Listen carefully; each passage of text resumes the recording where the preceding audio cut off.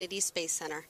Welcome to the live landing coverage of Firefly's first road trip to the moon with our Blue Ghost lunar lander delivering NASA payloads. I'm Bridget Oakes, the Vice President of Engineering at Firefly. And I'm Nilfer Ramji with NASA Communications. And for the past 6 years, I've worked with our engineering teams on everything from avionics and software to composite structures and propulsion systems for our rockets and spacecraft, including Blue Ghost. And today, I'm honored to be supporting the Blue Ghost team as your Firefly host. Thanks, Bridget. And Firefly's Blue Ghost Mission 1, called Ghost Riders in the Sky, was awarded through NASA's Commercial Lunar Payload Services, or CLPS initiative. With NASA's Artemis campaign, we are returning to the moon to conduct groundbreaking science and leverage technological advancements before people go back. Today's moon delivery with Firefly Aerospace will help us continue on that path. And later on, Blue Ghost Mission 1 is set to touch down on the lunar surface carrying 10 NASA science and technology instruments. Just over an hour from now, we will attempt to land in Mare Crisium, a basin in the northeast quadrant of the moon's near side, or the side we see here on Earth. A little south of Mare Crisium, you will find Mare Tranquillitatis, or Sea of Tranquility. That location might sound familiar since that's where the first Apollo astronauts landed on Apollo 11 in July 1969. That's over 55 years ago. This Blue Ghost mission has been a journey not only for our Firefly team, but the friends and family who have supported us. More than 750 Firefly employees have played a role in bringing this historic mission to life, and their loved ones have been an integral part of this journey. This impressive team is joining us now with our NASA customers watching from a viewing location just down the road from our Mission Operations Center. I want to be there. We're joining forces for this historic moment marking Firefly's first lunar landing. It's all hands on deck since years of preparation have gone into this exact moment. And before we touch down, let's go ahead and review our current mission status. Blue Ghost just entered a planned comms blackout on the far side of the moon where we have limited access to our ground stations on Earth. As you can see in our telemetry-driven simulation, the lander is currently in low lunar orbit, about 100 kilometers above the surface as we get ready for our descent orbit insertion, which is going to be in about 10 minutes. This critical 19-second burn will put Blue Ghost on its descent trajectory, and then we'll coast for about 50 minutes. Comms should be back online about halfway through that coast phase. We're going to walk through these steps in more detail later in the broadcast, but in the meantime, you can track the mission progress in the timeline bar at the bottom of the screen. And throughout the show, you'll see even more graphics that are driven by our real telemetry data from Blue Ghost. This includes our countdown clock in the top left corner of our gauges are going to be just under that clock, which show our velocity and distance above the moon's surface. Those gauges are frozen now, but will activate once we reacquire signal with the lander. The simulation you see is on your screen.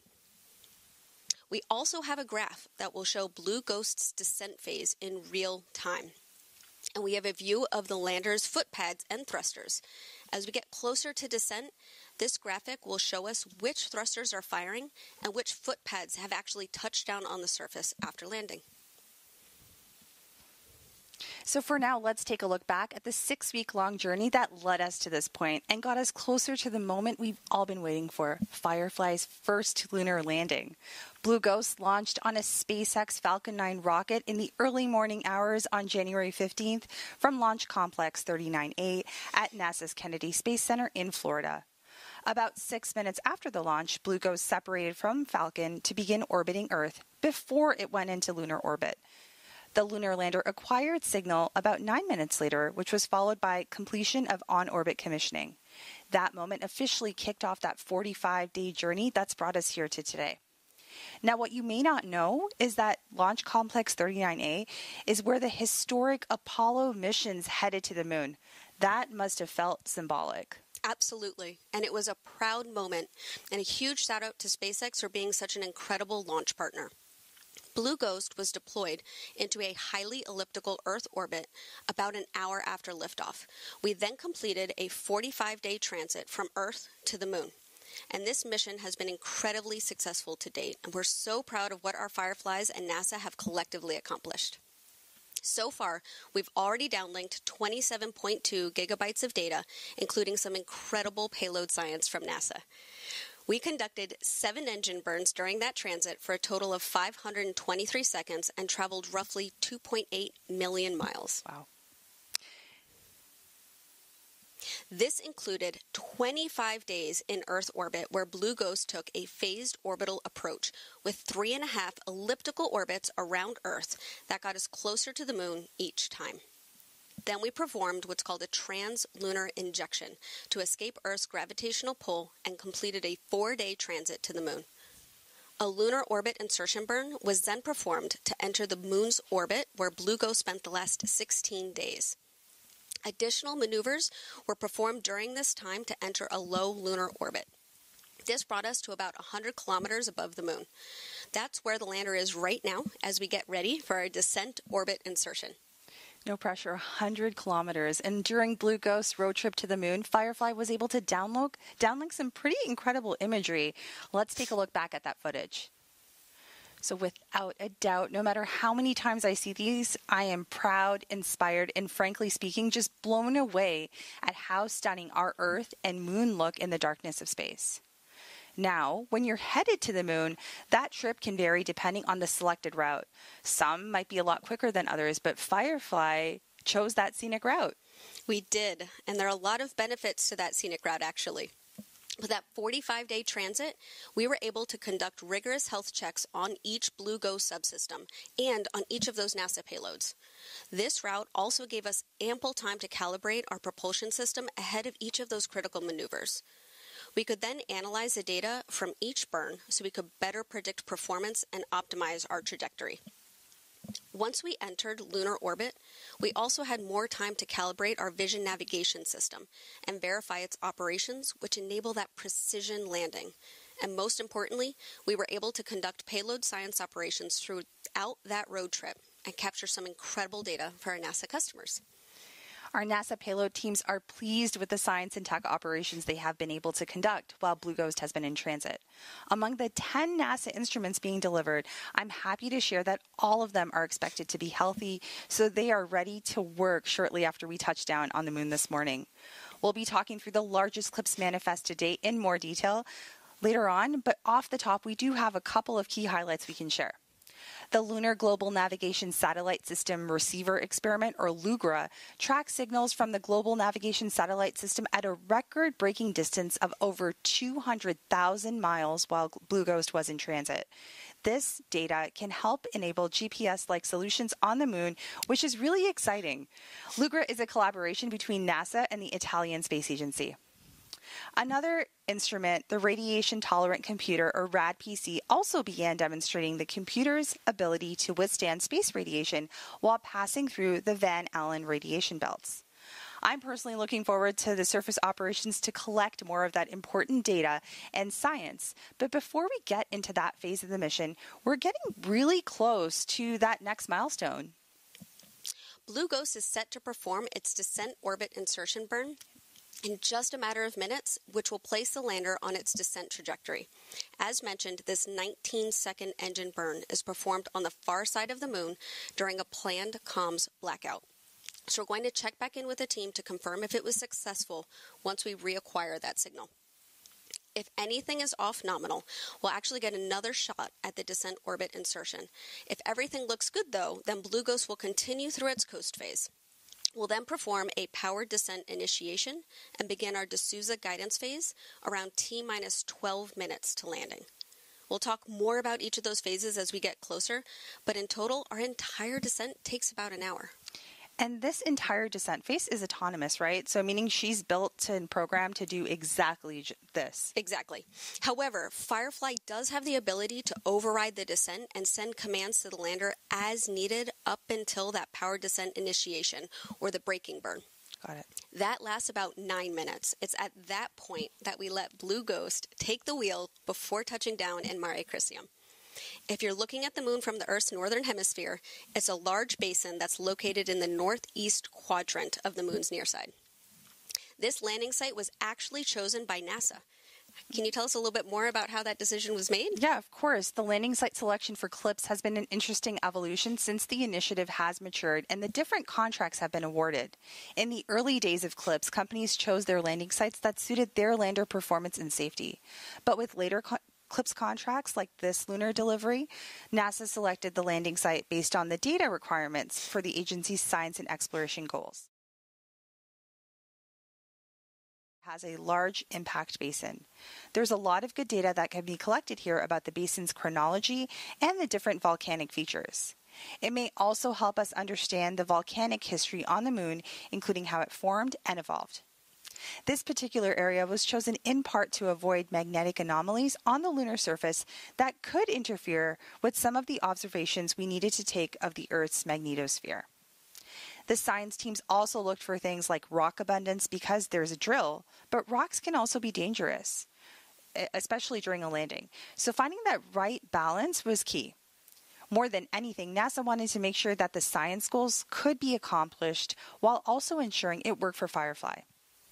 Now, within Mare Crisium, Firefly will be landing in a particular volcanic feature called Mons Latré, which was named after a French scientist who is considered the father of modern entomology. In fact, he named dozens of insects in the Lampyridae family, commonly known as fireflies or lightning bugs. And naturally, the Firefly team named the volcanic feature Mount Firefly. So I was told that. Are there any other goals that NASA is actually looking to conduct while we're there? Yes, there is one goal I wanted to highlight. It's personally my favorite goal. So another one of the science goals NASA is looking to do is looking at the limb or horizon, so before, during, and after a lunar sunset. And that said, the location of Mare Crisium also allows us to capture visuals of the lunar sunset after Fireflies operating on the moon for a complete lunar day, which is about 14 Earth days. There was one person who saw this in real life, and that was Apollo legend and former NASA astronaut Eugene Cernan. He captured this unique phenomenon during Apollo 17, where he observed somewhat of a horizon glow.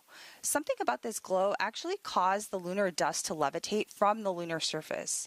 So in order to share this with the science community, Cernan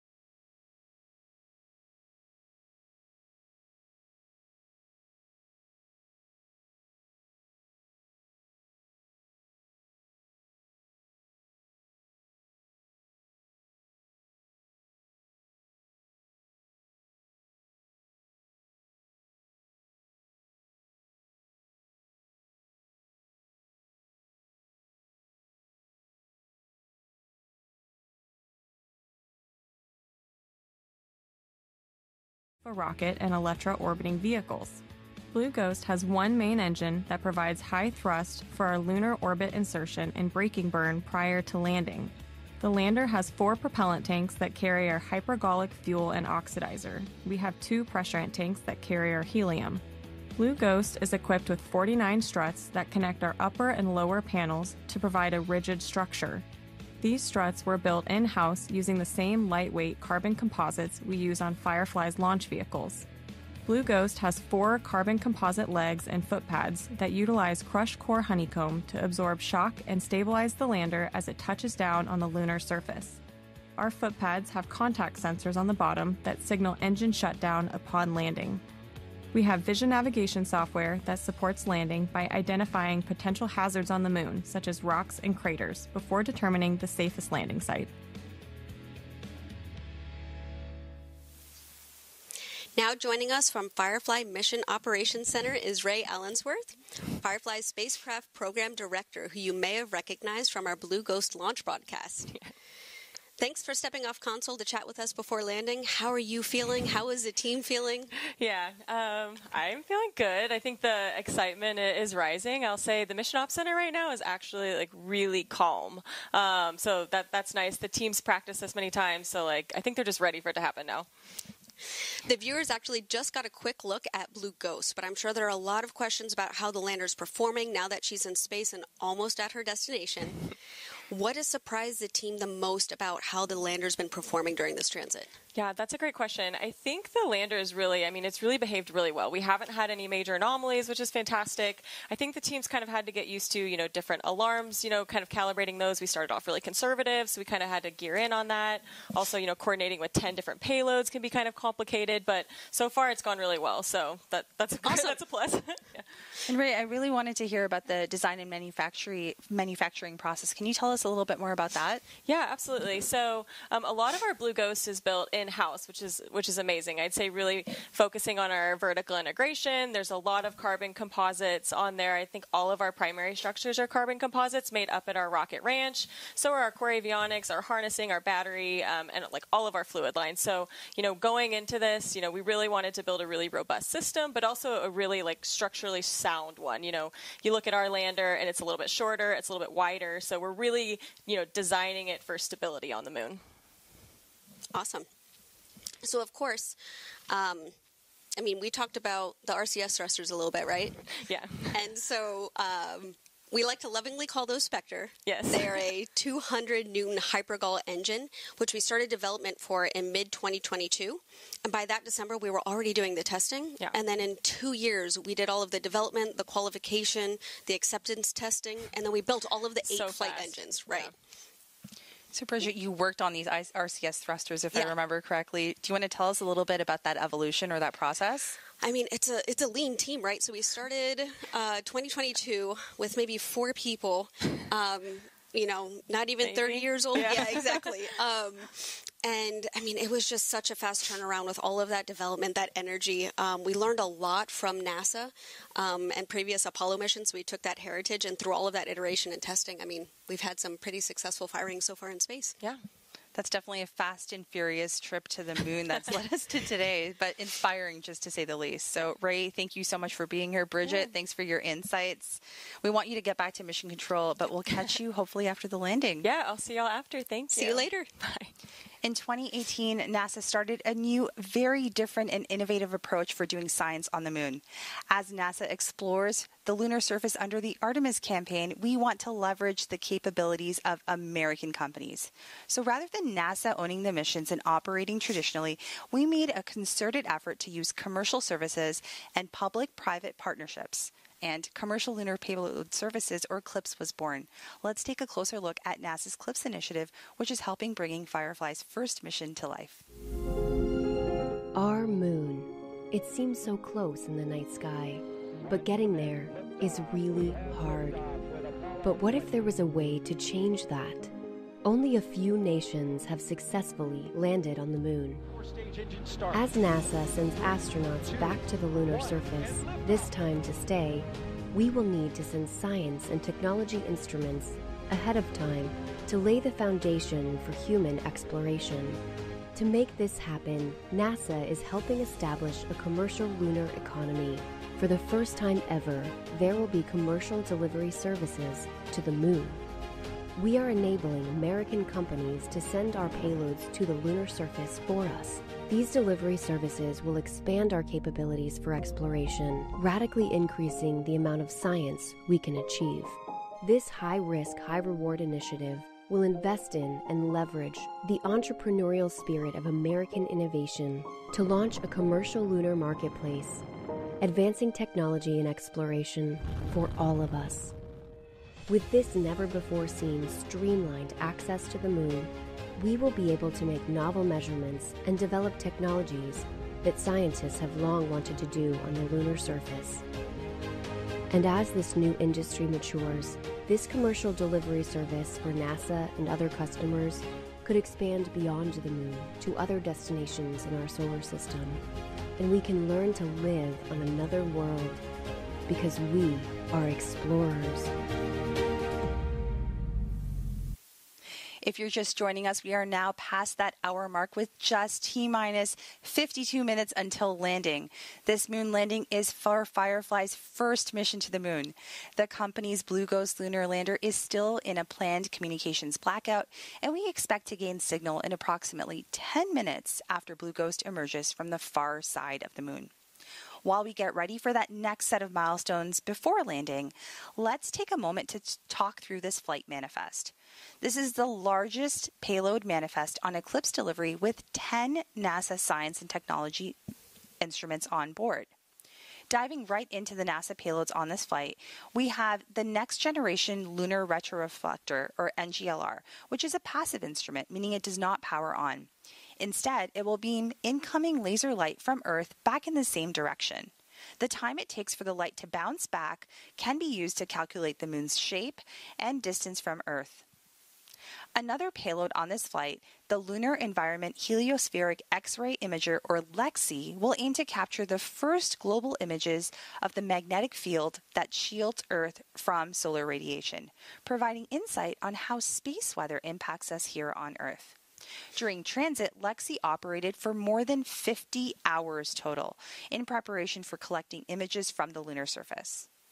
Now let's talk about RAD-PC next. RAD-PC is the Radiation Tolerant Computer Demonstration.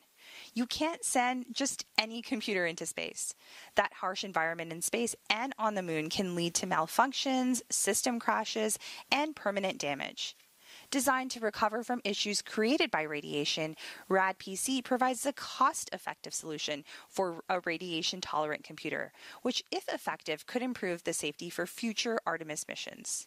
Now, during transit, RAD-PC successfully operated while passing through the Earth's Van Allen radiation belts, a positive sign that the computer is working as intended. Next up, we're going to talk about craft's initial launch to lunar landing.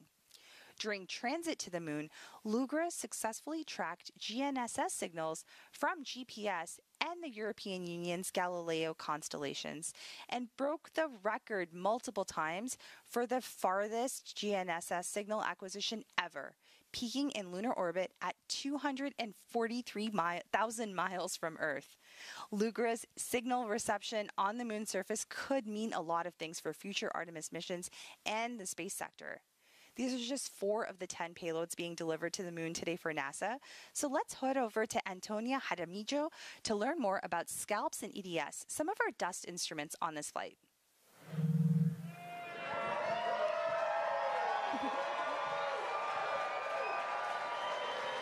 Hey, thank you, Nilüfer. We are here at our viewing location for Firefly's moon landing, and joining me is Kristen John, the technical lead for NASA's Lunar Surface Innovative Initiative. Kristen, thank you so much for being with us here tonight. Thank you for having me. Glad to be here. Now, Kristen, you're kind of the expert on all things lunar regolith or lunar dust. Can you tell us why it's so important that we study this? Yeah, absolutely. So if we think about where we're going tonight to Mare Crisium, and every location that we go when we go back to the moon, we're learning something new about the sites that we're going. We're going to learn a lot of geology from studying the lunar dust and the lunar regolith. But from an engineering perspective, it's actually really interesting and really important that we study the dust or the regolith. So we learned from Apollo what a huge challenge and what a huge barrier the lunar dust can be for all of the equipment that touches the lunar surface. So if you think about the household dust that we have, that's not what the lunar dust is like at all, right? So we have a different environment on the moon. So on Earth, we have an atmosphere that protects us, but on the moon, we don't have an atmosphere. So over the billions of years that the moon has been around, it's been bombarded by these impacts and by meteoroids. And so that's created this, these impacts that have created this fine dust. So we have this really small particulate. And then on top of that, because we don't have erosion on the moon like we do here on Earth, the particulate is also very sharp. So it's much more like fine pieces of glass or shards of glass. And then on top of that, we also have this electrostatic nature of the dust because it's very dry and because of the different properties of the environment. So now you have this small, sharp, sticky dust. So when you send any equipment there, it affects literally everything. So as we go back with Firefly tonight, or this morning, I guess, and any mission that goes back to the moon, we're going to learn so much more about the hazards of the dust and how we can improve with every mission that goes back.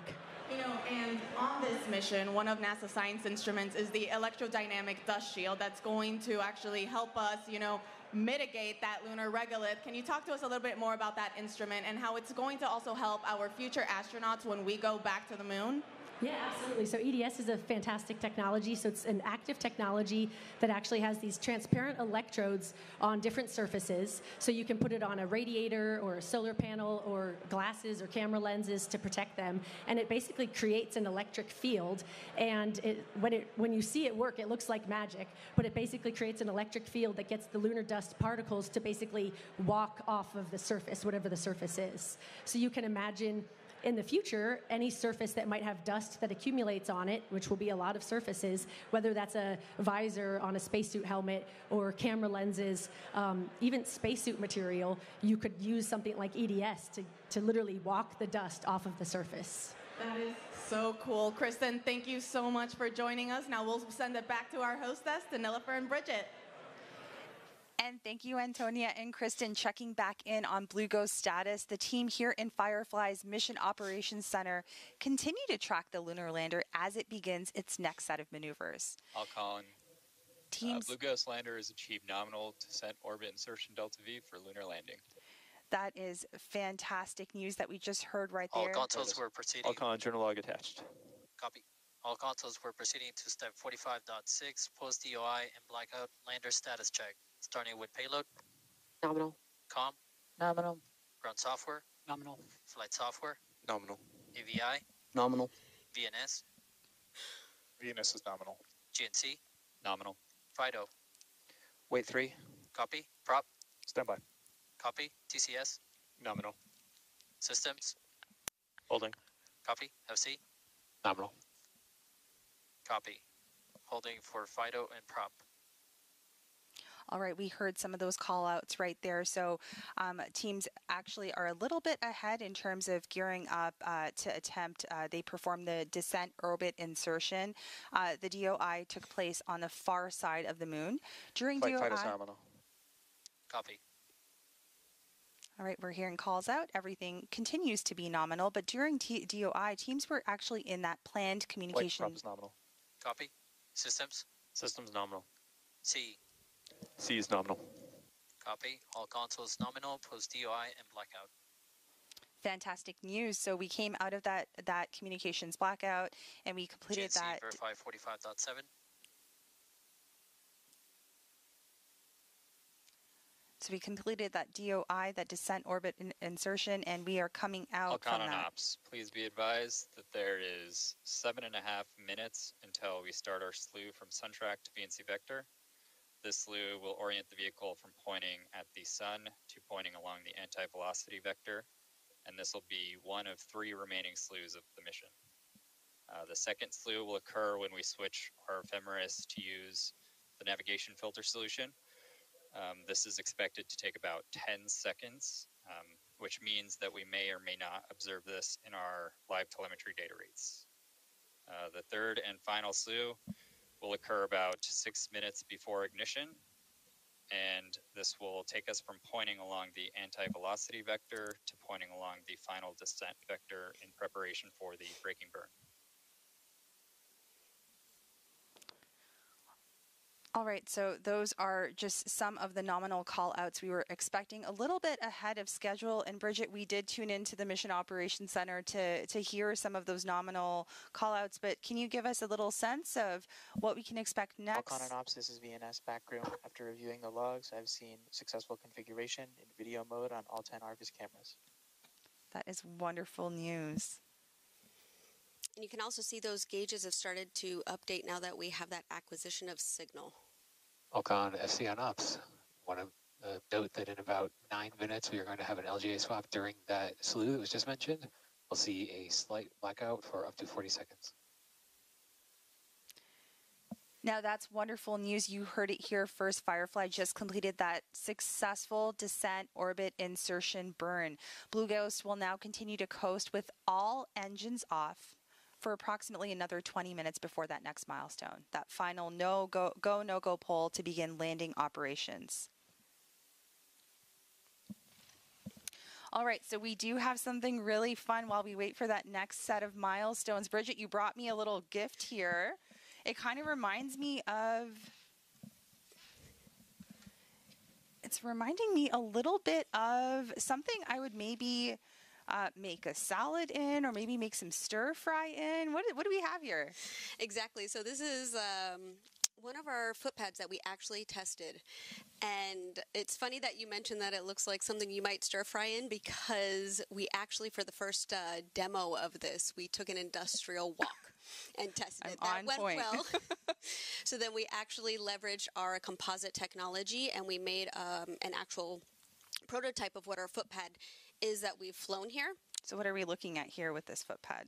So, and it's actually pretty cool too, because in Apollo, we took a ratio of the lander mass they had to the diameter of that foot pad. So we took that same type of design, scaled it for our lander. And so that's what you have at the base here.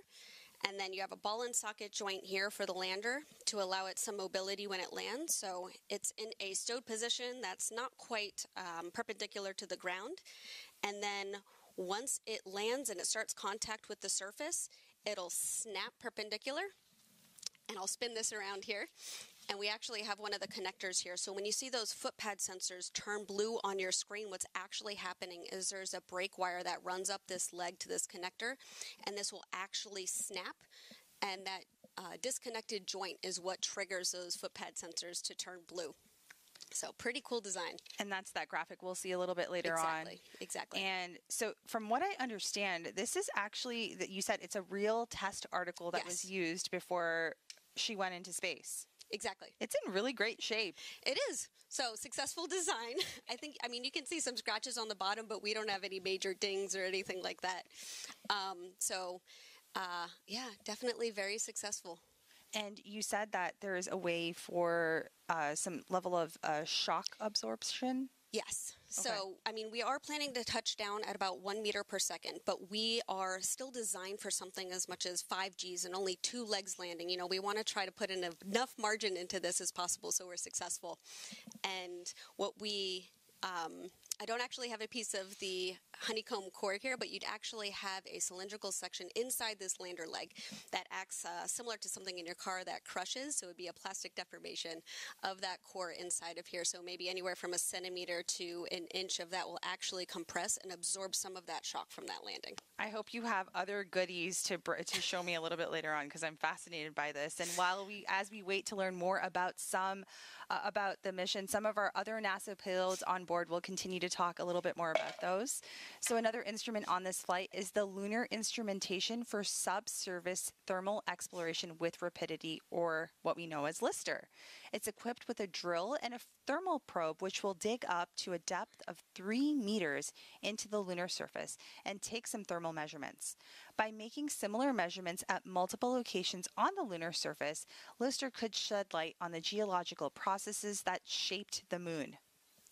Now, next up, we have the Lunar Planet Vac, which is designed, it's LPV, and it's designed to collect lunar soil samples from the surface using a burst of compressed gas to drive the soil sample into the container, and additional instrumentation will then take images of the container's contents and transmit those results back to Earth. The LPV payload is designed to help test low-cost technologies for collecting and analyzing samples, improving our ability to search for water, helium, and other potential resources on the moon. We learned during the Apollo missions that lunar dust, or regolith, is very challenging to work with. It's extremely abrasive and actually clings to everything: gloves, boots, vehicles, and mechanical equipment. Now, next up, to learn about the potential challenges that dust poses to future Artemis-era missions, the Regolith Adherence Characterization Instrument, or RAC. will measure how lunar dust accumulates on different surfaces and materials. The data captured could help more effectively test, upgrade, and protect spacecraft, spacesuits, habitats, and equipment in preparation for continued exploration of the moon.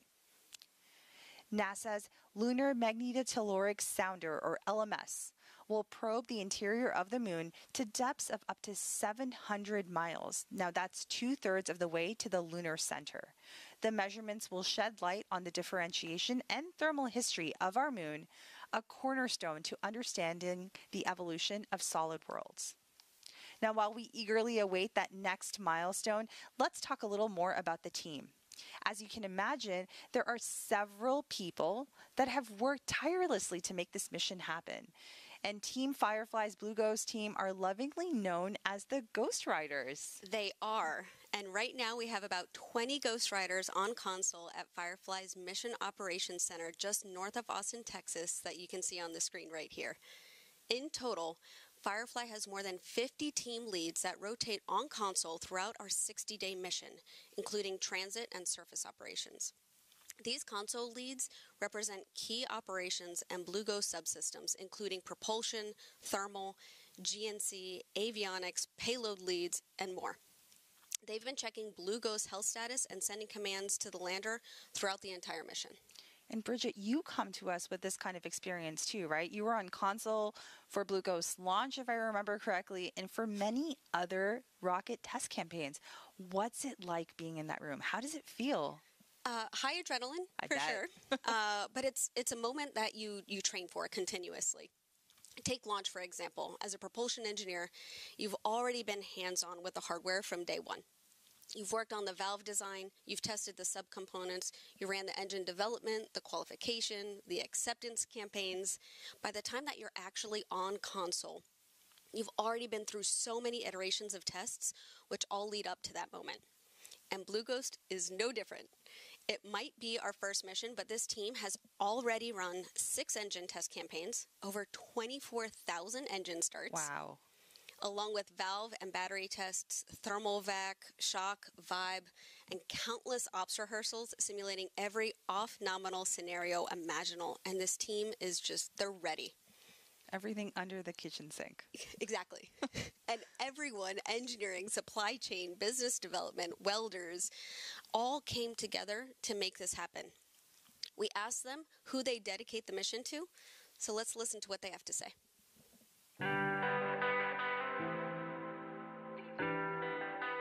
If I could dedicate the mission to anyone, it would be the Blue Ghost engineers at Firefly.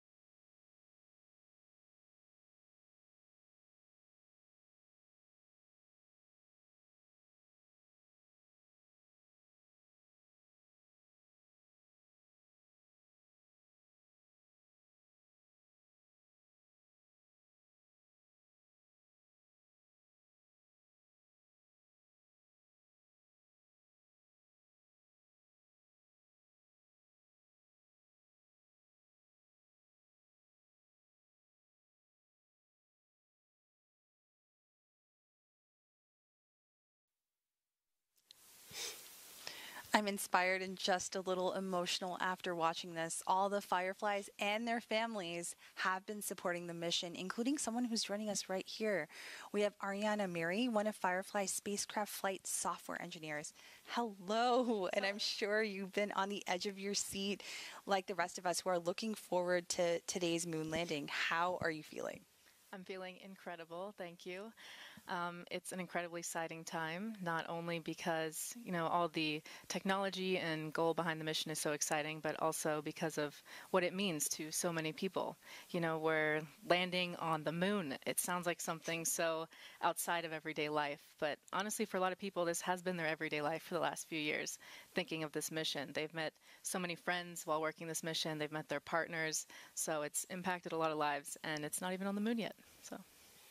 And you've worked on both the Blue Ghost mission and Elytra mission. Can you tell me a little bit about the team dynamics? How does that work? Yeah, there's a lot of cross-pollination, a little bit of everything. The culture at Firefly is honestly fun to work on because you have people that are incredibly capable in their fields, but also just fun to work with. Everyone expects a lot of you. You have to own your piece and deliver for the mission because no one can get to space on their own. But at the same time, everyone's always willing to lend a helping hand. If you share a problem you're stuck on, or honestly even mention it in front of a lot of Fireflies, they're very eager to offer their help and make sure we can all get there together.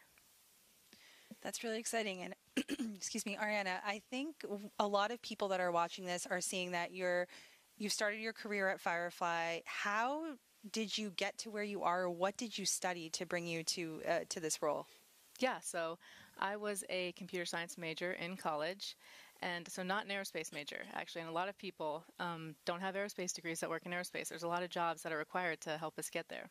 And I applied online, and I'm not joking when I say this. I applied not thinking that I'd get it.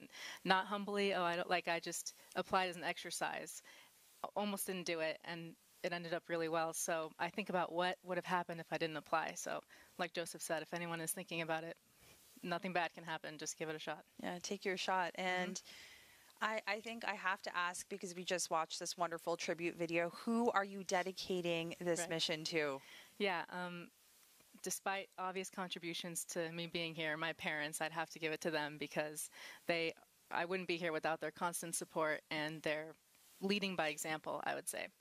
And it's also not mine to dedicate, but I would also give it to the other Fireflies who worked on this mission. I've watched people pour their hearts into this, so I'll definitely be thinking of them when we land. Is there a particular memory or experience that stands out in your mind in the last few years? The last few years, all I can think about is the recent events. Yeah, there's so much craziness. I've learned that, all the people behind these great technologies are just people, and they're always fun to work with.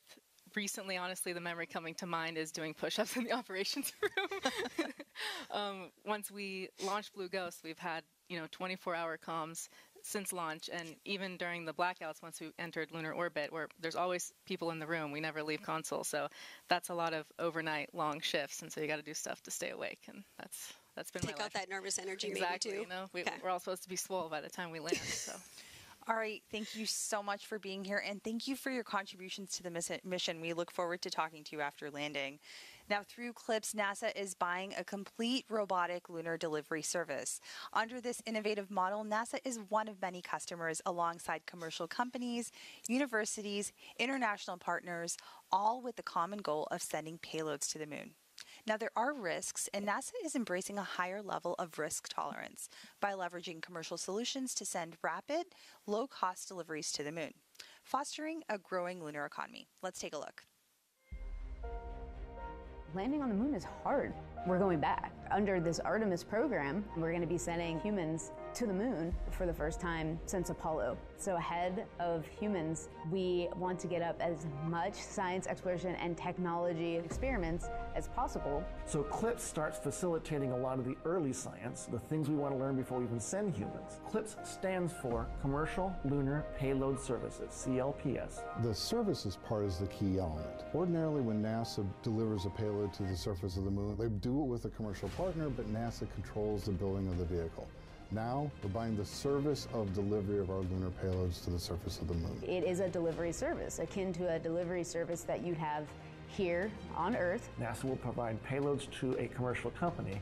They decide how to get it to the moon. They have to develop their own lander, but they also have to manage the entire end-to-end mission. It's meant to provide affordable, rapid, frequent access to the lunar surface through American companies. We're funding different companies. We have commercial companies that are competing to win task orders to deliver our payloads to the surface of the moon. One of the goals when we started CLIPS was to help establish a lunar economy. Somebody has to do it first, and then it becomes commercially available. Then they're able to crank them up. Then they're able to make it more affordable. And so the lunar surface is just the next frontier for a commercial environment. But we had to acknowledge up front, all the way through the highest levels of the agency leadership, that some of them will fail.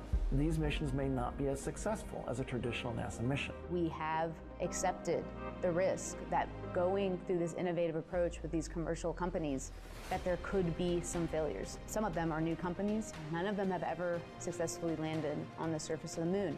So they're going to learn lessons. We need to give our vendors the opportunity to learn. And so that'll help ultimately buy down our risk as these companies learn, okay, what does it take to actually build up the lunar lander, integrate payloads, get to the lunar surface and land safely. They've been able to demonstrate that they have very, very good technical depth and the ability to design and execute missions. We're willing to take more shots on goal. We aren't risking human life. And in the big picture, if we're flying missions at 1/10 of the cost of a NASA mission and we fail 2 of them, we still get 8 missions for that same price. Even with 1 or 2 or 3 failures, this is still a very economical proposition. It's a risk posture which is more risk tolerant than NASA is accustomed to. There's not a single one of these companies that's willing to bet their mission on a coin toss. Every one of them is doing what they can in order to have the most successful mission possible. But the important thing to realize is that risk tolerant does not mean risky. And the rewards are a long-term ability to get payloads to the moon inexpensively, frequently, and rapidly. We want science, so we can then put more of our resources on even more science, exploration, and technology payloads and get more of a return on investment when we get to the moon. CLIPS provides tremendous benefit across the scientific and economic communities. So there's a lot we'd like to learn about the moon to help human habitation and prepare us for missions to Mars and beyond. So the moon is the first step. Now let's head over back to Tony to speak to one of NASA's leaders.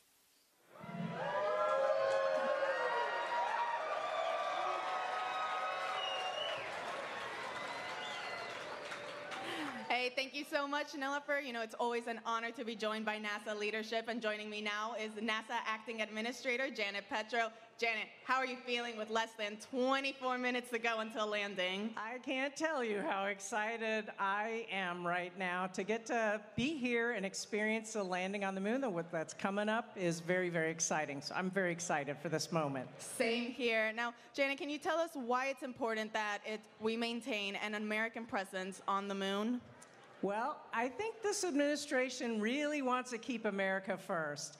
And I think the way that we keep America first is by dominating in all the domains of space. And the space domain of space we're going to capture recently tonight is going to be on the surface of the moon and around the moon. So as long as we keep dominating that space, I think we're going to be putting America first. We're going to make America proud. We're doing this for the U.S. citizens. So very exciting, and I really think we need to keep pushing forward. And as it's been described all this evening, the Commercial Lunar Payload Services, this program, which marries NASA, a little bit of seed money with the commercial private industry, bringing them forward, building that lunar economy. Building that economy is what's going to make us dominate in and around the moon, so we've got to do it. That's very well said. Now, you know, on this mission, what are you most looking forward to learning about from all the NASA science that's flying aboard? So there's a lot of NASA science. You've heard that multiple times tonight. And you heard about the, the study of the lunar surface and the soil and all that. But the one payload that I'm most excited about is the electrodynamic dust shield, because it was that technology was developed at the Kennedy Space Center. And I know that team is so excited to see that technology go to work on the Blue Ghost. And I think everyone remembers from Apollo the difficulty of all the dust and how it would cover the cameras and on the vehicle itself and the solar panels. And so by having this electrodynamic dust shield, it'll prove out that technology, which the dust will not be a problem, hopefully, as we go forward. You know, I'm really excited of learning of that one myself. And just like you, I'm also a Kennedy gal, so huge shout out to the EDS team. Now, Janet, is there any message you'd like to say to our public here as we get ready to land on the moon? Yeah, I would say thank you to everybody for their support. And I would also in particular like to thank the Firefly team. Earlier today, I was talking to Jason, and he was talking about his team of people, and I got to see a couple of them, but I can tell you they are motivated, they're dedicated, they're relentless, they persevere, and they're really going to be successful. And then to the NASA teams that has all worked very hard to get to this moment, I want a huge thank you and shout out to NASA, the CLIPS, the Science Mission Director, for all they've done to make this moment possible. Well, Janet, thank you so much for joining us here today. Now we'll send it back to Nilofer and Bridget. Thank you both for those insights, and shout out to KSC. We are now in the final moments of descent. If you're just joining us, this is the NASA Firefly lunar landing broadcast for Blue Ghost Mission 1 as part of the agency's Commercial Lunar Payload Services, or CLIPS initiative. With just less than 21 minutes before touching down on the lunar surface, the team is planning to conduct that final go, no-go poll for the Powered Descent Initiation, or PDI, in about 5 minutes. Now, while we get ready for that, I know there are a few more steps before the actual touchdown. What can we expect in the upcoming descent phases? For our next descent phase, Blue Ghost will perform a fully autonomous powered descent initiation, which is a 9-minute braking burn that utilizes all engines to reduce Blue Ghost's orbital velocity from 1,700 meters per second down to just 40 meters per second. It's during this time that Blue Ghost uses D'Souza guidance to position itself above the target landing site, where we'll pitch over from a horizontal to a vertical orientation. And if you're not familiar with D'Souza, it's considered the optimal guidance law for planetary lining. And Christopher D'Souza is credited for this. D'Souza's model is actually very similar to the guidance model used during the Apollo moon landings. Exactly. And during the D'Souza guidance phase, Blue Ghost is fully autonomous. No pressure. We won't be sending any more commands to the vehicle until we touch down on the surface. We trust the lander to do what she was designed to do. Following D'Souza, Blue Ghost will enter the terminal guidance phase at T-minus 100 seconds to touchdown. Blue Ghost's main engine will shut off, and our RCS thrusters will perform the final descent by pulsing as needed to reduce our descent rate down to just 1 meter per second. So it's like a slow walking speed.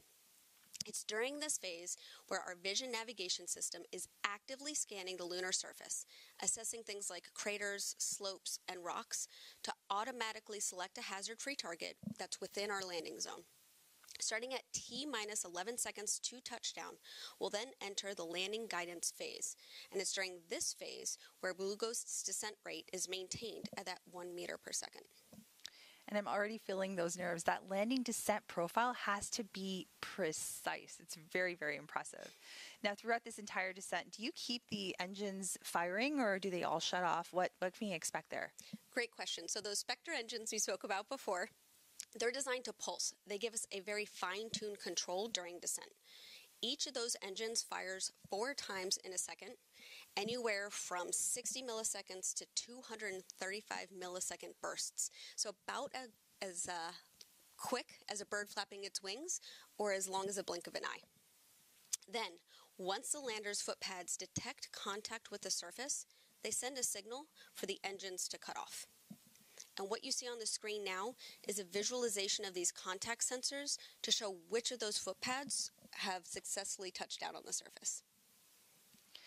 Now, that procedure sounds so simple when you explain it, but we both know how much work it got to get to this point. We know how we are going to land, but what will we see? And most importantly, what about the pictures? So to set the stage, there's 2 types of antennas that we talk about here. We have an S-band antenna, which you can kind of think of as our lower resolution SD antenna, And then you have your X-band, or our high resolution. The plan is to use our S-band antenna to send our first images, hopefully within about 30 minutes of a nominal landing. But if that data rate is too limited, we're going to switch to X-band. This takes a little bit longer to deploy and calibrate, but once it's up, we're going to have a much faster downlink for high-definition images and video. So that was really helpful, and hopefully we can expect those images to come in shortly after we touch down on the lunar surface. So at this point in time, we got a little preview of that landing sequence, and thank you so much for sharing what we can expect. I'm really excited to see those first images. Step 47.2. So we heard that call for that go, no-go poll. Teams have been training for this mission and are now getting ready for that go, no-go poll ahead of that PDI we talked about, or that powered descent initiation. Here's what to expect now. If the poll's a no-go, Firefly does have another opportunity to do another orbit around the moon. On ops. Slew has begun to our final descent vector. 1 minute until slew completion. GNC verifies step 46.2. So as I was saying, based on how this goes, if we are a no-go, then we have another shot at orbiting the moon and doing a powered descent initiation. But if we're go, Blue Ghost will take the wheel and perform that autonomous descent operation Bridget just went over with us. Now let's go. Verify step 46.3. We're going to go All ahead. count on ops, 5 minutes to power the descent ignition. Perfect. We heard that 5-minute call out. All consoles 1 minute away from PDI go, no-go poll. Step 47.2.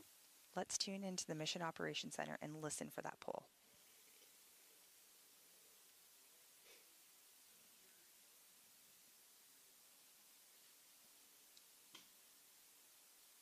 So what y'all are seeing on the screen here are those positions in the Mission Operations Center, and we'll see those light up as they give their go or no-go commands. And on our screen right now, we are seeing our flight director, right? That's right. So that's Charles right there. He's our flight director for this mission. All count on ops. Slew is complete. GNC verifies step 46.4. Right. Everything continues to remain nominal as we stand by for that go, no-go poll. All count on op. VNS is reporting position covariance below 50 meters. And that VNS is our vision navigation system. Thermal state is 11. We will be starting PDI at 97% state of charge. All consoles, flight on ops. PDI cannot be aborted if the lander has transitioned to descent critical. Also at this point, we're going to proceed with our power descent initiation go, no-go poll, starting with payload. Go. Com. Go. Ground software. Go. Flight software. Flight software's go. AVI. AVI is go. VNS. VNS is go. GNC. Go. FIDO. Go. Prop. Go. TCS. Go. Systems. Go. C. Go. FC. Go. All consoles, Blue Ghost lander is a go for power descent initiation. And y'all heard it All count from on Charles? ops, 3 minutes remaining until power descent initiation. We are go for the powered descent initiation. In the next 15 minutes, we're going to tune into our Mission Operations Center as the team monitors the vehicle and prepares for that final descent. Now, there are some of those visuals that you were describing earlier in the show, Bridget. So we can see our countdown clock where we're about 14 minutes, just almost under 14 minutes from landing.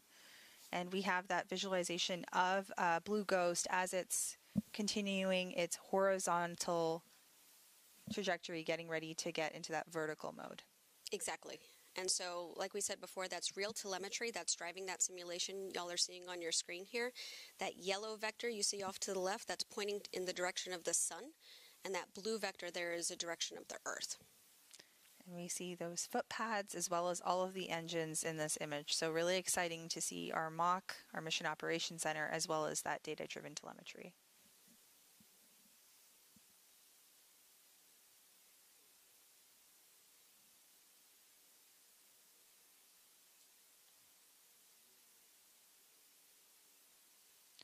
All right, if you are just... All count on ops, 2 minutes remaining to power descent mission. With that 2-minute call out, if you are just joining us, this is the NASA Firefly joint broadcast for Blue Ghost Mission 1 as part of the agency's Commercial Lunar Payload Services Initiative. We are standing by as PDI process and procedures do continue. Just as a reminder to those of you who are tuning in, the graphic visualization that we do see is it has about a 15-second delay, and we did cover that at the top of our broadcast. So just as a reminder, there is that 15-second delay. So we may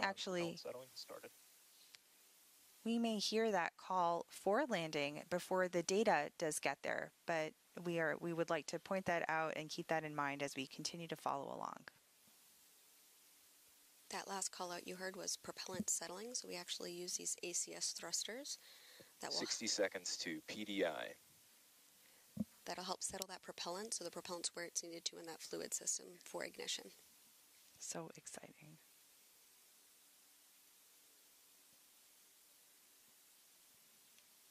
Fun fact, we actually use those ACS thrusters on our Alpha launch vehicle as well. You know all about propulsion and engines. It's fascinating. I'm learning so much today. 30 seconds to PDI.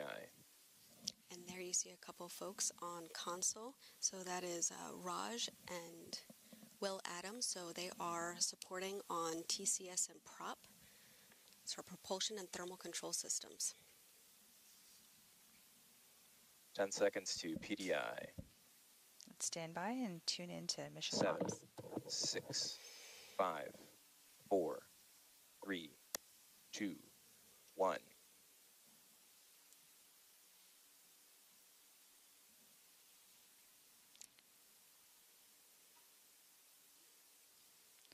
So the lander is performing that 9-minute powered descent initiation using all of its engines to reduce. And you can see that on the simulation right there with the engines going. Main engine is on. We see that. Descent critical. All consoles, flight and ops, and abort is no longer possible. Right, teams have been practicing for this moment, and we see that taking place right now. And this is where the lander is positioning itself closer and closer. Ignition temperature's nominal. Nominal callouts. Guidance mode, D'Souza, 48.1 confirm. And you heard that D'Souza guidance. Attitude and rate errors look like they converge back to nominal after the transition. Current draw is nominal. Tank pressures are stable, prop is nominal. And remember, this burn lasts VNS is stable, nominal. about 9 minutes. Navigation filter is well behaved. We love when things are well behaved. Exactly.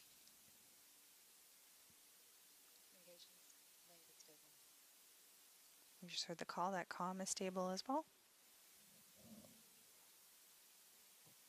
Comms link is stable. It's during this burn where we were going All con ops, 9 minutes remaining to pitch over. 455 kilometers south of the target, 16 kilometers above it. We're reducing our velocity down to 40 meters per second in this burn. And so on that gauge, what you'll be looking for is about 144 kilometers per hour. And just as folks are tuning in right now, our PDI is actually that braking burn. Exactly. So we're continuing to slow our speed down and bring the vehicle from a horizontal configuration or horizontal orbit into a we're pitching over the lander into a vertical configuration. Exactly. All of our RCS engines are firing at a mid to high throttle here in the anti-velocity direction to slow us down. We're shedding all of that horizontal velocity like you're saying.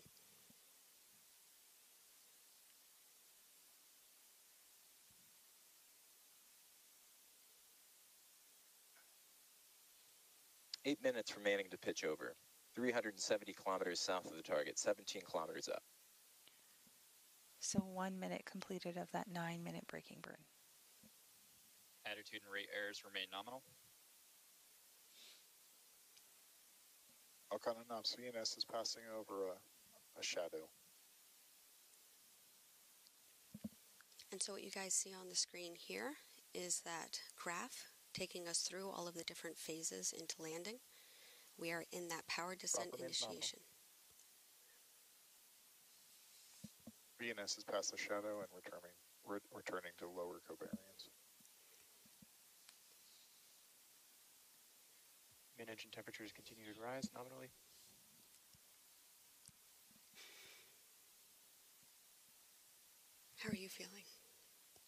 Excited, nervous, anxious.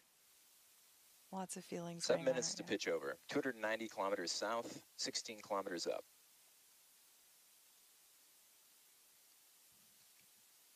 GNC flight and ops, verify 48.2 when ready. Wilco.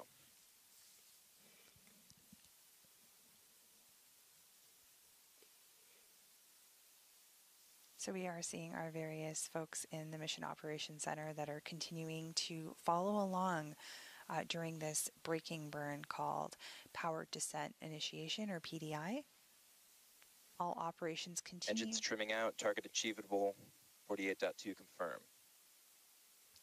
Batteries at 92%. In the front left of the room there, where the camera's pointing, you're going to see that's 100% of those teammates with us from ASI and Space NG. So you're seeing folks from ASI, GNC1, GNC2, FIDO. You got Space NG with Vision Navigation Systems. 6 minutes remaining until pitch over. 222 kilometers south, 15 kilometers up. All right, we can hear that number. Venus is crossing over the final ridge as we enter the Mare Crisium. We're getting closer and closer to our landing site, Mare Crisium, on the northeast part of the moon, on the side that faces us here on Earth. Now, there is a NASA console position as well. That's right. They're on the opposite side of the room, probably in the corner the camera can't see right here. And that's to conduct all of the 10 payload surface operations over the course of the next 14 Earth days or 1 lunar day. That's right. And I think that's Farah, Navigation right? filter looks nominal, and Star Tracker is still in lock. So she's sitting in our payload seat. So she is. She's been phenomenal on this Power mission, is nominal. and she's been with all of the payloads since the beginning. I remember interviewing her for our podcast, and she was phenomenal. She knows these payloads like the back of her hand. 5 minutes remaining until pitch over. 140 kilometers south, 13 kilometers up. So Farah's there tracking the health of the payloads and making sure everything is performing as expected. Absolutely. Yep. And we actually have 3 payloads on site for landing. We have EDS, Lister, LPV. The rest will be remote. So 3 out of the 10 payload teams are currently near the Mission Operations Center on site, and the remainders have their own control centers in other locations. And so this is a primary operations VNS center. is seeing drops to validate. They back to global. There's some backup rooms upstairs too for secondary, tertiary, and extra data review. Eyes up there. So you talked about 4 minutes remaining to pitch over. 110 kilometers south, 10 kilometers up. On the screen right now, you see Joseph Marlin and Will Coogan. These are our CEs, our chief engineers. A fun fact, Will Coogan actually used to be a carpenter before he went back to school for his PhD. That we're in validate, so we're not global positioning. I think having all these varying backgrounds really helps you in your current work. So it's really impressive to see this team coming together. And not only are we seeing the teams in the room, but there are folks that are in back rooms, as you mentioned, that are also supporting this mission today from the surface. That braking burn continues. Falcon and Ops. 3 minutes remaining until pitch over. 67 kilometers south, 7 kilometers up. Getting closer and closer to that lunar surface. Still nominal. Attitude and body rate errors still nominal. Like we were saying before, the Fireflies, we don't sit still in one position, one role too long, and so we do for sure have a lot of cross-functional teams here. And there we have our flight director back, tracking this mission. I'm appreciating the call-outs. They're easing my nerves a little bit right now, too. So that spacecraft, as you can see on the graph right now, is getting ready to continue that braking burn and that pitch over to put it in that VNS vertical. is reporting position covariance below 25 meters.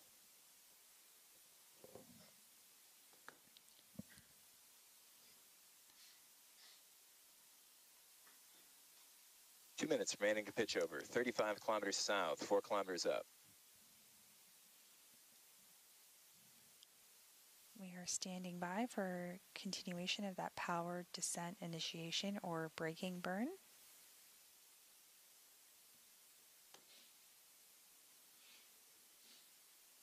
This is where all engines are firing to pitch GNC over. Fighter Ops, verify 48.3 when ready.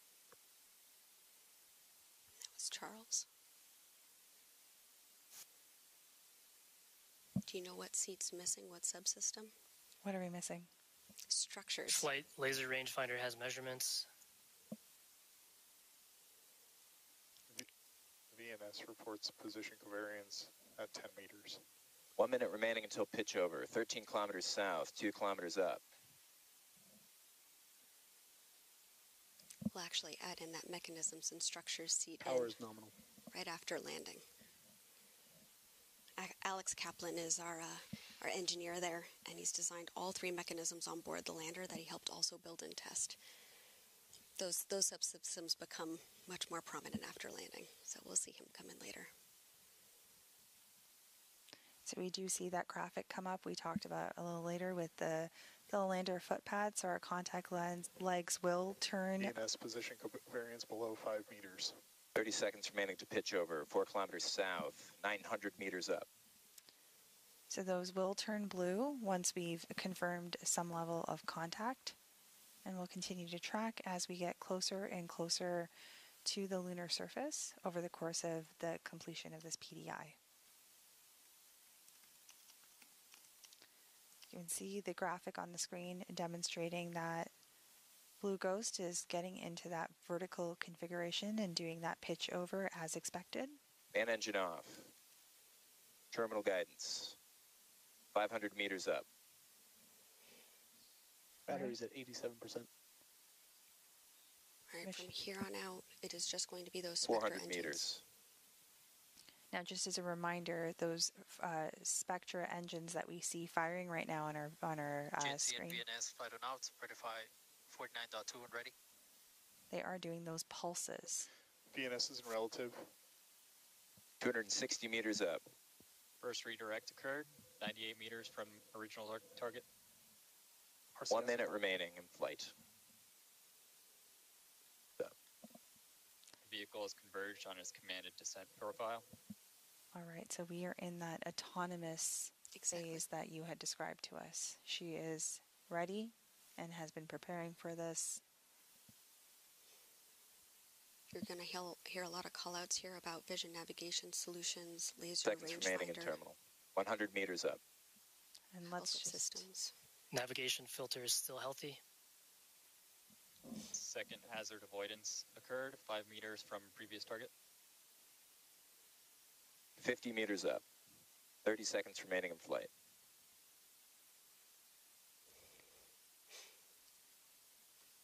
Payload verify 49.4.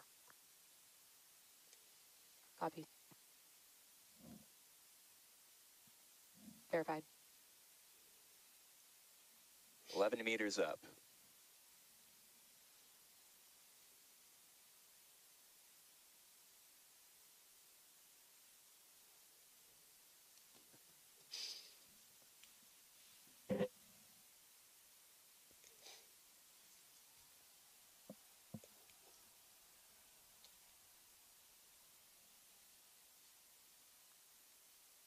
Vehicle in shutdown.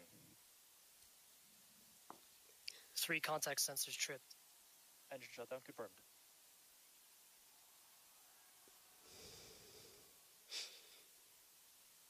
Power is nominal, vehicle is charging. IMU reports lunar gravity and it is stable.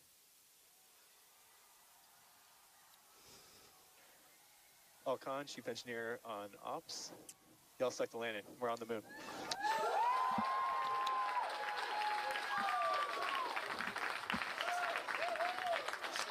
Firefly Aerospace just became the first commercial company in history to complete a fully successful moon landing. Congratulations to the entire team. This is such an incredible feat for Firefly, NASA, our nation, and the world as we pave the way for a lasting lunar presence. Congratulations, Bridget. And to our Firefly and NASA teams, what a nail-biting moment in history. The joint teams are now celebrating or enjoying this much-deserved celebration at our landing event here in North Austin, Texas. This marks the beginning of the next phase of the mission, surface operations. How are you feeling, Bridget? Honestly, overwhelmed. I am so proud of our team. Firefly has a way of constantly exceeding expectations. This is a perfect example of that. Over the last 4 years, so many dedicated Fireflies across different teams and disciplines came together to make this happen. Now we have a permanent presence on the moon with every employee's name engraved on a Blue Ghost plaque. So now when we look up at the moon, we can tell our kids and future generations that their family name is up there. Thanks to this team and everything they have achieved. But it's not over. We will be operating the payloads and gathering even more data that will make an even larger impact on the future of space exploration. Congratulations. Thank you. And now this lunar lander is gearing up to conduct those surface operations and downlink that anticipated image from the lunar surface. So while we stand by for that, we have Tony back with some guests from NASA's Science Mission Directorate. Tony. Here, we're going to be right here. And Joel, you'll be right here.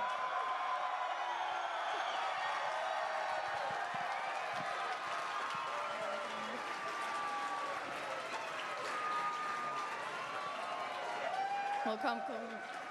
Thank you, Nilofer and Bridget. Now joining us is Associate Administrator for the Science Mission Directorate, Nikki Fox, and then the Deputy Associate Administrator for Exploration with NASA Science Mission Director, Joel Kearns. Nikki, Joel, I mean, what a momentous occasion. How are you guys feeling? We're on the moon!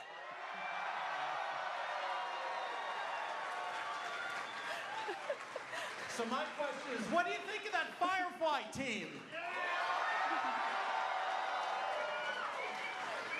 It is such an exciting time. I mean, what a huge congratulations to everyone. Now, Nikki, can you tell us a little bit more about why this landing location was chosen and why, Blue Ghost is on the near side compared to when some other landing sites are chosen for other of our Eclipse flights? Yeah, absolutely. We choose, I'm sorry, I'm just so excited right now, but we choose our landing sites very carefully. Our Eclipse landers will go to the South Pole, to the near side, to the far side. This one in this really perfect location.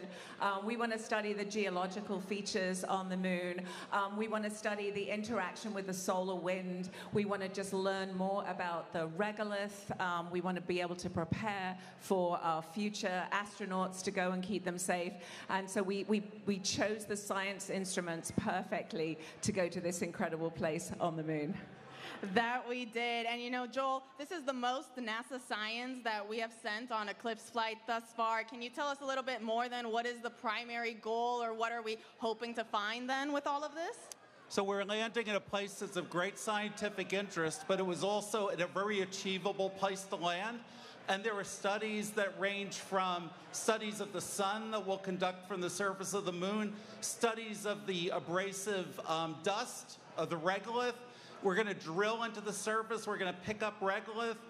It was going to answer so many questions over this one lunar day long mission. It's going to be really one for the history books. That's right. And speaking then about all those questions that we're going to answer, Nikki, tell us, what then of the science and data that we learn on the moon, how can that help us back here on Earth? So there are so many ways that, everything we do in NASA science is so interconnected. We study everything from the center of the sun to the edge of the universe. Right now, focusing on the moon, learning more about particularly things like, how that regolith, how it sort of interacts when we land, what the plume looks like, how sticky it is, if we can clean it off those surfaces, just telling us all about that. For us here on Earth, all this technology that we're sending up to the moon continually all has real-world applications as well. And so everything that we do, coming back and serving humanity and inspiring the world with NASA science. That's right, we sure are. That's really fascinating. Talking more about, some of the scientific instruments that we're sending. As we know, Joel, some of those science instruments have flown on prior CLIPS flights, and they're also scheduled to fly on future ones. Why is that? Why do we choose some of the same instruments for certain flights and different ones for others? Well, we've only really been to a few places on the surface of the moon during Apollo or even with our robotic surveyor craft from the 1960s. There were a bunch of measurements we really want to take to characterize overall around the moon. Sure, especially the South Pole where our astronauts will go initially, but there are particular scientific questions where you have to take the same measurement on the near side or the far side in a mare, one of these frozen lava pools, as opposed to the Highlands Mountains, to really understand the moon, and based on that, to better understand Earth. I can't wait for that. And, Nikki, talk to us then about some of the lessons learned then that we have, learned from now our other CLIPS flights that were applied for this one or, for the future ones. Yeah, I think one of the amazing things about our CLIPS providers is they are all there for one another. Even today, Jason was sharing stories about what some of the other teams have been sending. Good luck to Firefly today. It is just an amazing community, and that is what we wanted to do with the CLIPS program, was really get this sustainable commercial lunar economy and have it led by American companies. And that's so important to us. As Joel said earlier, we're not doing this as NASA, we're doing this in partnership with these American companies. And so, just seeing the community that we're building is just so amazing. And so just congratulations to everybody. Yeah, very well put. To both of you, how are you guys feeling right now that we're on the moon? I don't know, it's all in a day's work, isn't it? Really, it's a Sunday. No, honestly, it is so amazing.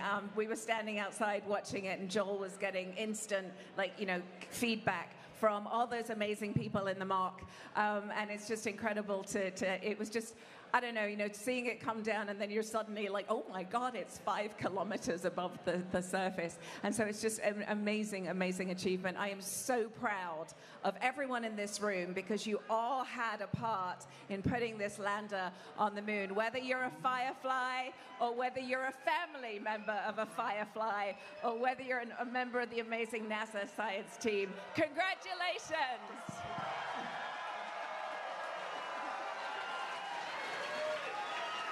And remember, they made it look easy. It's not easy.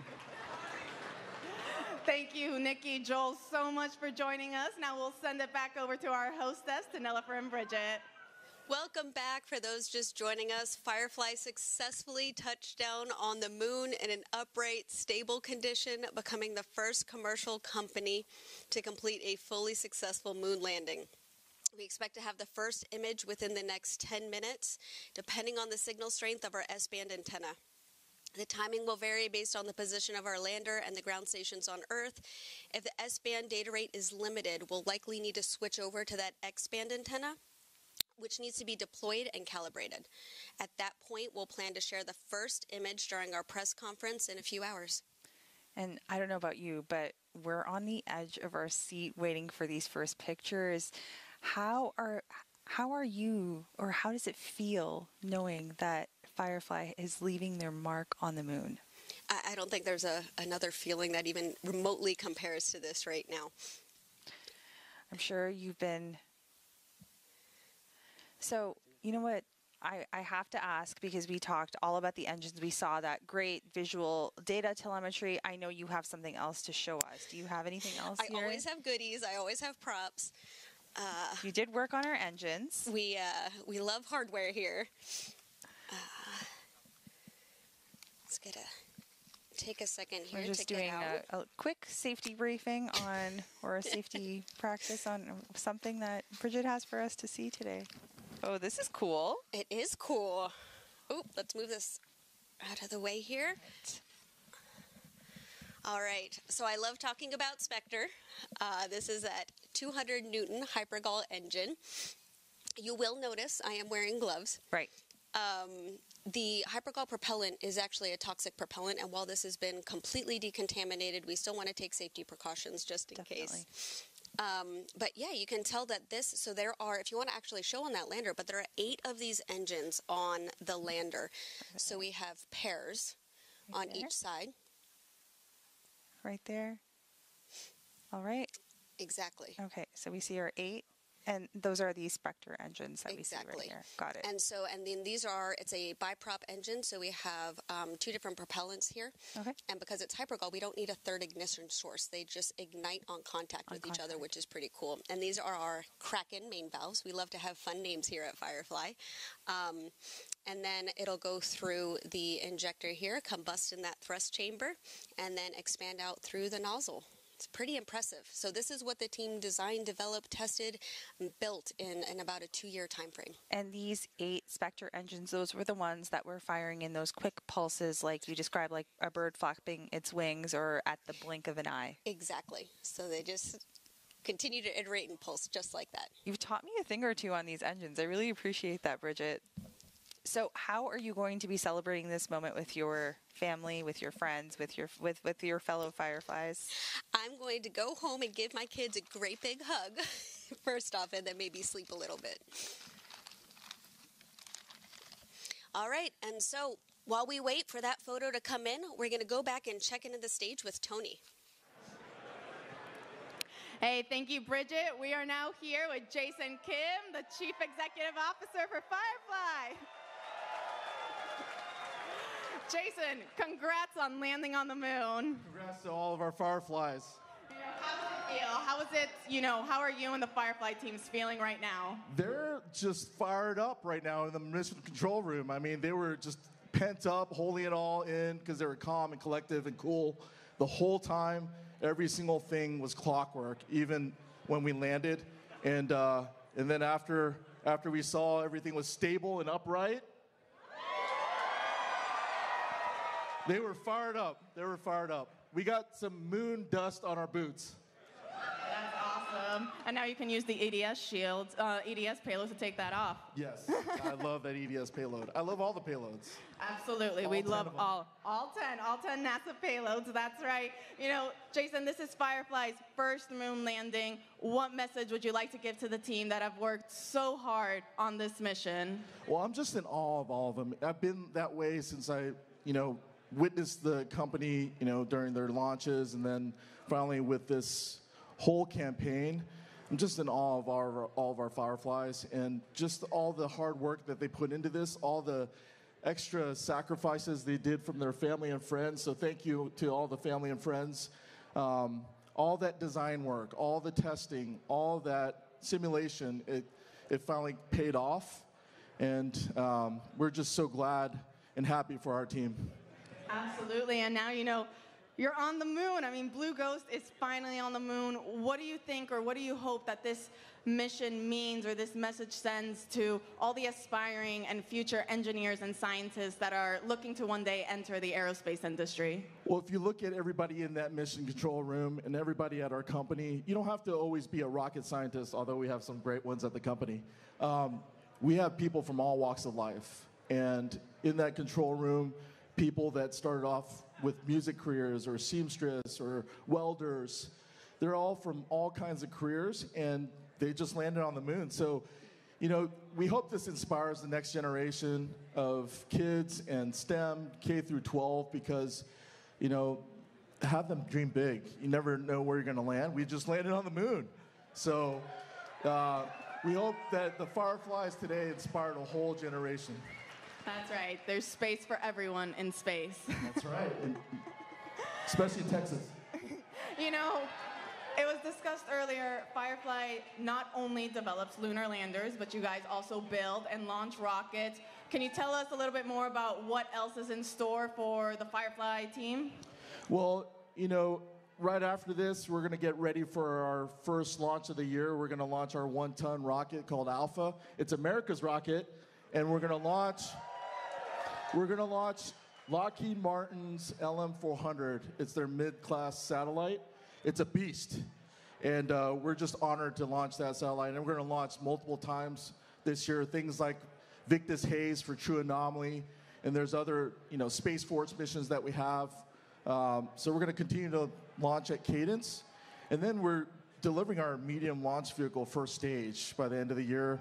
We just finished our first stage LOX tanks, so we're incredibly proud of that.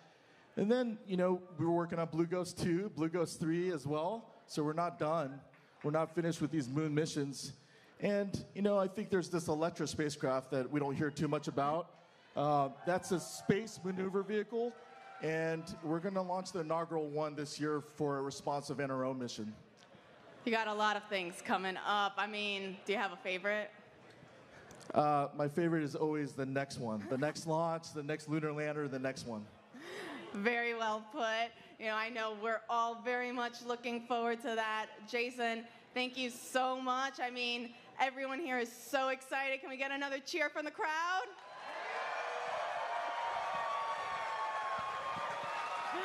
Awesome. All righty, well, we'll go ahead and send it back to our hostess, Jennifer and Bridget. Thank you, Tony, and thank you, Jason. Congratulations once again. If you are just joining us moments ago, Firefly became the second American commercial company to touch down on the moon with its Blue Ghost lunar lander. Now, we're standing by right now for that first moon image, which we expect in the next 15 minutes or so. So while we wait, Bridget, do you mind giving us a little bit of a preview on what's next for this mission? Yeah, sure. So this is going to be the beginning of our surface operations. Within the next 2 hours, Blue Ghost will perform surface commissioning in order to activate each subsystem and perform health checks. We'll also deploy and calibrate that X-band antenna that we spoke about earlier. That's going to increase our bandwidth and begin downlinking HD imagery and video. And then following surface commissioning, we're going to begin those 14 days of the payload operations. Great. So that includes deploying that surface access arm with the lunar planet vac sample, that little vacuum to collect some samples. Right up there, you can see on the screen. And then Blue Ghost is also going to deploy 4 tethered lunar magnetotelluric sounder electrodes, or LMS, on the lunar surface, in addition to a mast on Blue Ghost's top deck, which stands 2 meters above the lander to help study the deep interior of the moon. We'll also begin subsurface drilling operations with the Lister payload that remains attached to Blue Ghost. So that will be really great. And after the first image, there's a lot more to come from over the 14 days of surface operations, literally. There's that solar eclipse that the team expects to capture on March 14th, where the Earth blocks the sun from the moon's surface. And then we also have a few days later to capture that lunar sunset we discussed early on in the broadcast, but that is expected on March 16th, where it will verify that dust levitation phenomenon that was seen at the last Apollo, when the last Apollo astronauts were on the moon during Apollo 17. Exactly. And so finally, Blue Ghost is expected to operate for some hours into the lunar night as well. So it means that there's still so much to look forward to during this mission. I'm really excited. Me too. And so while we continue to stand by for that first moon image, we're going to go ahead and check back in with Ray, who was just in the Mission Operations Center with the Firefly team during that impressive landing. Hey, thank you, Bridget. Joining us once again is Ray Allensworth, Firefly Spacecraft Program Director. Ray, I mean, how you feeling? What an awesome time. Oh my God, we did it! That's amazing! I'm sorry, my heart's beating so fast. I know, I can see that. It's so exciting. Yeah. You were just in Firefly's Mission Operations Center. Can you tell us how everyone was feeling in that moment, what it was like? It was so quiet for just it was like a 9-minute burn, 12 minutes, getting, through PDI, pitch over, and then you just hear these 4 call outs. And I think I'll just forever hear, our chief engineer, Will's, voice, we successfully landed on the moon, and then just everybody kind of lost their minds. I'm sure y'all did too. Yeah. We sure did. It was great. Now Blue Ghost is on the moon. Yeah. What's the team doing now? So they're all business again. So I had to leave because I couldn't keep it together. So they are immediately going into health and safety, and then it's really just immediate into payload ops. So like, we landed at the beginning of the lunar day, and we want to maximize as much of that time as possible for all the payloads. So they will immediately dive into that, and really these first 3 days after landing are going to be just jam-packed. Just try to get every single payload op going that we possibly can. Can you talk to us a little bit more about those surface operations and now kind of some of the most exciting moments that we can look forward to while Blue Ghost is on the moon? Yeah, so I like to say that when we land on the moon, I think the lander kind of comes to life. The Lister drill will go down, the surface access arm will deploy, we'll have probes coming off the side of the lander, so a lot of different payload ops, but there's also a couple other phenomena that we'll see on the surface. So we will witness an eclipse while we're on the surface, and then at sunset, we expect to see this kind of phenomena where the dust like levitates off the surface. So that we'll try to, we will photograph and video all of that. That is so cool. When it was being discussed earlier, that lunar sunset, I think we were all like, wait, what are we going to be looking at? Exactly. No, I love that. This, as was mentioned, isn't going to be the only lunar mission for Firefly. Can you tell us a little bit more about the upcoming ones, what we can expect, how those will look? Yeah, absolutely. So Blue Ghost Mission 2 is well underway. We're moving into the integration phase of that mission. That mission is really special because it's not just a lander, but it's also our Electra vehicle that's going with it. So that'll help get it to lunar orbit. And then once we deploy Blue Ghost in one of our NASA payloads, that will actually act as a comms relay. So that is, far past CDR in integration, getting ready to go. And then we just did our kickoff for Mission 3. So we're going to be pretty busy for the next couple years. Very busy. I mean, and you just mentioned for the next lunar mission, you have to use, it's not just going to be the lander that you're sending, you're also using the orbiting spacecraft, the Electra vehicle. Tell us how that works, why it's needed, for Blue Ghost Mission 2. Yeah, so Blue Ghost Mission 2, we have a lot more payload mass, but also we're deploying a fairly large payload lunar pathfinder into orbit. The transfer stage will get that whole stack to lunar orbit once we deploy from the launch vehicle, and then it deploys LP, and then again, it's staying as a comms relay, so we'll be on the far side. So we're really designing that vehicle to be able to operate for 5 years. So it's a pretty robust vehicle, and it shares a lot of heritage from the lander. That's really cool. I cannot wait for that one to get underway. And as you mentioned, the second mission, that's going to go to the far side. Are there any challenges or any differences, I guess, with landing, right now on the near side compared to now for the next one that's going to be a different location? I think we know less about the far side. So, we had a relatively good amount of data for our specific payload site for Mission 1. We're landing equatorial far side on Mission 2. A little less familiar with that area, but really, it's really well suited for the payloads because they want it to be totally radio silent. So it's dark in that regard.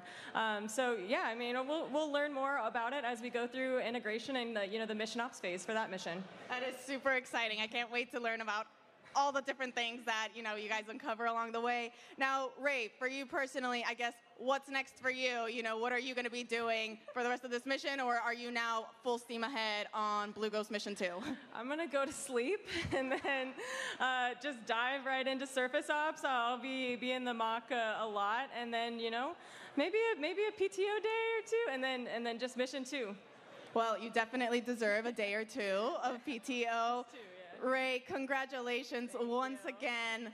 Thank you so much for joining us. Now, we'll send it back to our hostess, to Nilofer and Bridget. Thank you, Tony, and congratulations to both of you once again. In case you missed it just moments ago, Firefly successfully landed on the moon at 2:34 a.m. Central Time. The Blue Ghost lunar lander safely touched down in Mare Crisium, delivering those 10 NASA science and tech instruments. Now, we should just give a heads up that we do expect another image, or their first image rather, to come through in approximately the next 30 minutes. We are standing by for that, but let's talk a little bit more about what to expect and what took place over the course of the landing. So let's take a look at that incredible landing. Now that we're on the surface, we're, like I said,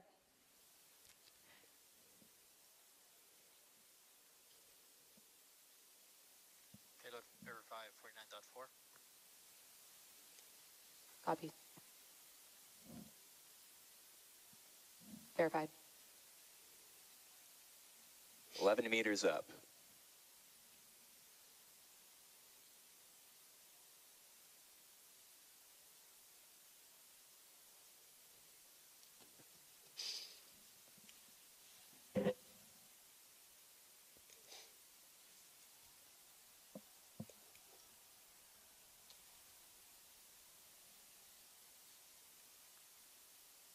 Vehicle in shutdown.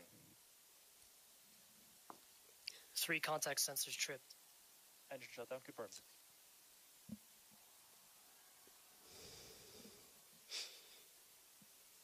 Power's nominal vehicle is charging. IMU reports lunar gravity and it is stable.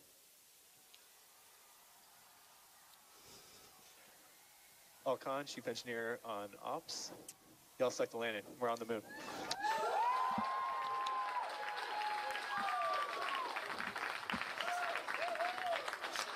Firefly Aerospace just became the first commercial company in history to complete a fully successful moon landing. Congratulations to the entire team. This is such an incredible feat for Firefly, NASA, our nation, and the world as we pave the way for a lasting lunar presence. Congratulations, Bridget. And to our Firefly. So now we're on the surface and we're standing by, as I mentioned, for that first image, which should be ready in just some moments. But Blue Ghost is on the moon for the first time. And we know that image won't be the same quality that we've seen over the course of this mission or while it was in transit. And that's because she's just getting settled in her new home and getting all of the comms and things sorted out. Teams have been working towards this moment and will continue to stand by as we anticipate that image. We also want to check back in with Tony, who's with Chris Colbert. Tony? Thank you, Nilofer. Joining me is Chris Colbert, manager for NASA's Commercial Lunar Payload Services Initiative. Chris, I mean, what a time to be alive. Woo! We did it! Congratulations, Firefly. Awesome job.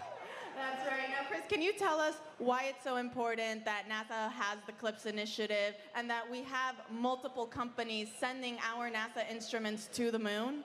So CLIPS was designed to help us learn how to go to the moon. We haven't done it in 60 years, and we're doing it a different way, utilizing commercial companies to get us there. We're using multiple commercial companies because we want to be able to fly a lot of missions relatively quickly. So we're hoping to get lower cost missions at a faster pace, and we just have proof it works. We landed on the moon almost perfectly.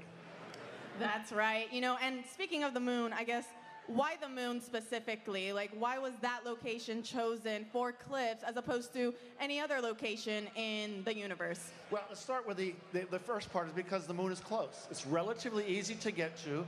We can get to it in just a few days. But it's also a key part of the Moon to Mars strategy for the agency, the Artemis program and getting humans back to the moon and on to Mars.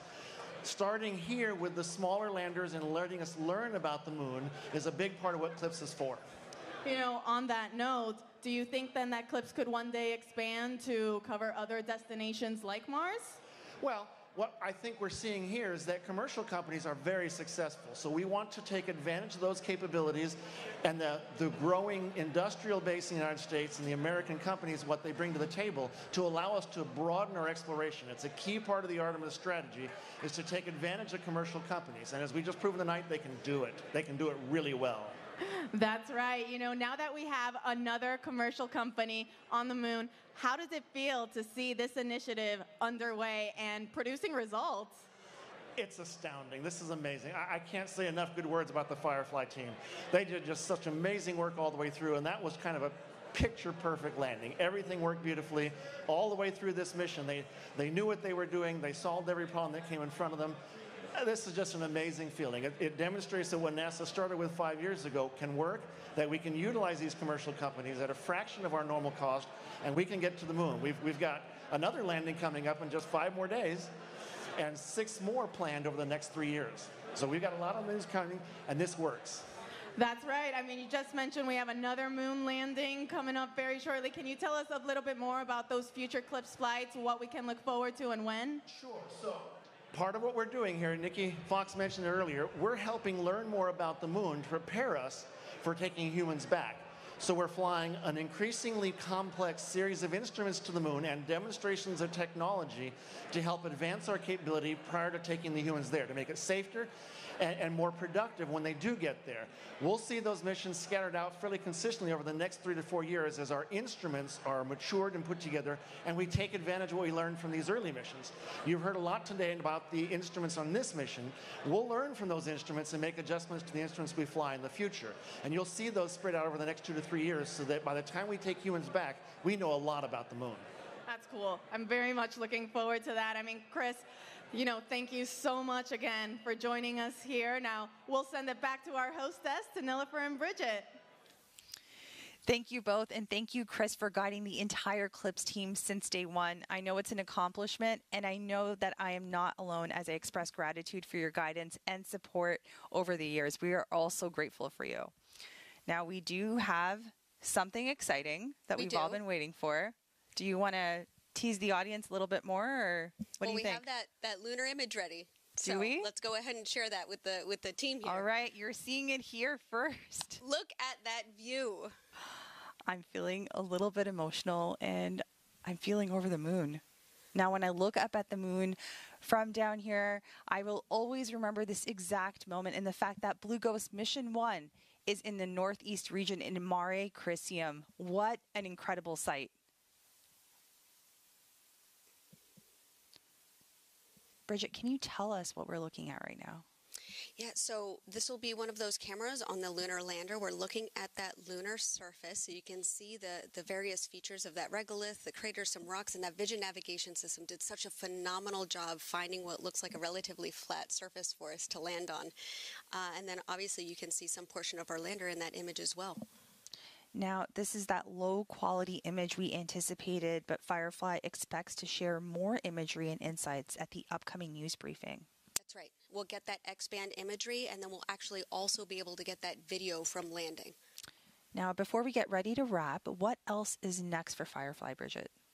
In the coming weeks, Firefly is scheduled to launch Lockheed Martin's LM-400 satellite on our next Alpha rocket. The Firefly team is also gearing up for our next mission to the moon in 2026, and that mission is part of another NASA CLIPS task order. But this time we're going to utilize a 2-stage spacecraft configuration with Firefly's Blue Ghost lander with a stacked Elytra orbital vehicle to support operations in lunar orbit and on the far side of that moon. To learn more about the rest of Firefly's upcoming missions, you guys can always check out fireflyspace.com/missions. And I know NASA has a lot coming down the pipeline, too. What do y'all have in store for us? We do. We are busy. So CLIPS continues to be an example of how NASA is enabling commercial services at the moon to support long-term lunar exploration. We have more CLIPS deliveries that are planned through 2028, and the next CLIPS lunar landing is coming up. Intuitive Machines' IM-2 mission is just days away to landing on the moon on March 6th at Mons Mouton, which is near the moon's south pole, which you can follow on all of our NASA channels. On top of the next moon landing, we also have a launch. We're launching 2 new NASA science missions together in the coming days. NASA's newest space telescope, SphereX, and its rideshare Punch will lift off from Vandenberg Space Force Base in California. Now, then after that, we do have the launch of Crew 10 to the International Space Station, which is targeting no earlier than March 12th, as well as the return of Crew 9 shortly after. And beyond that, there's Artemis 2, the first crewed mission of the Orion spacecraft and Space Launch System rocket, which is scheduled for no later than April 2026. Bridget, it's been a privilege to sit next to you as we go through this historic moment, and we are looking forward to that all-important data that Blue Ghost will gather from the lunar surface. So thank you so much for joining us for this joint moon landing coverage of Firefly's Blue Ghost Mission 1, which delivered 10 NASA instruments to the northeast region of the near side of the moon. And that's going to be a wrap for us tonight. We are incredibly proud of what this team has accomplished today. We want to thank you all for joining us. Be sure to tune into the joint Firefly and NASA press conference that's set to begin at 4:30 a.m. Central or 5:30 a.m. Eastern on NASA Plus and Firefly YouTube. We do plan to share our HD imagery we talked about and that descent video during that time. And we'll also provide more in-depth updates on the mission ahead.